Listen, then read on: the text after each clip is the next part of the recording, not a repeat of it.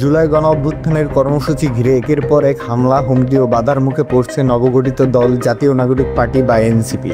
সবশেষ গোপালগঞ্জ ও কক্সবাজারে পদযাত্রার কর্মসূচিতে হামলা ও বাধার সম্মুখীন হন দলের শীর্ষ নেতারা। রাজনৈতিক অঙ্গনে প্রশ্ন উঠেছে, যখন পথে পথে ঘটছে অনাকাঙ্ক্ষিত ঘটনা, তখন কি ভাবছে এনসিপি? পরিকল্পনায় কি পরিবর্তন আনবে দলের মাস্টার মাইন্ড? সামনের পথ যে অতটাও মসৃণ নয় তা টের পেয়েছে দলের শীর্ষ নেতারা। তারা বলছেন, এটি নিছক কিছু বিচ্ছিন্ন ঘটনা নয়, বরং ভিন্ন ধারার রাজনৈতিক বিকাশ রুখে দেওয়ার একটি পরিকল্পিত প্রতিরোধের কৌশল।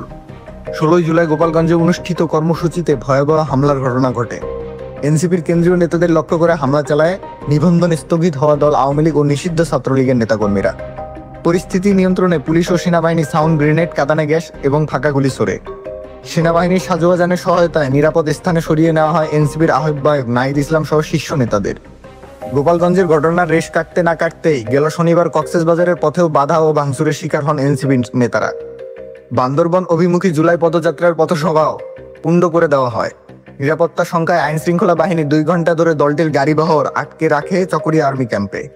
পরে সেনা সদস্যদের কঠোর নিরাপত্তায় পদযাত্রার বহর পার হয় চকরিয়া। এসব ইস্যুতে দলের নেতারা বলেছেন, ফ্যাসিবাদ তাদেরকে থামাতে পারবে না। এসব হামলার কারণে লক্ষ্য অর্জনে তারা আরো বেশি শক্তি সঞ্চার করতে পারছেন। এক অর্থে তাদের পথ ঠিক করে দিচ্ছেন এসব হামলা। দলের যুগ্ম সদস্য সচিব সালাউদ্দিন সিফাত গণমাধ্যমকে জানান, হামলা হুমকি দিয়ে দমিয়ে রাখার চেষ্টা করা হচ্ছে। এই দেশে যেন এনসিপির নেতারা রাজনীতি করতে না পারে, সেই বন্দোবস্তের চেষ্টা করা হচ্ছে।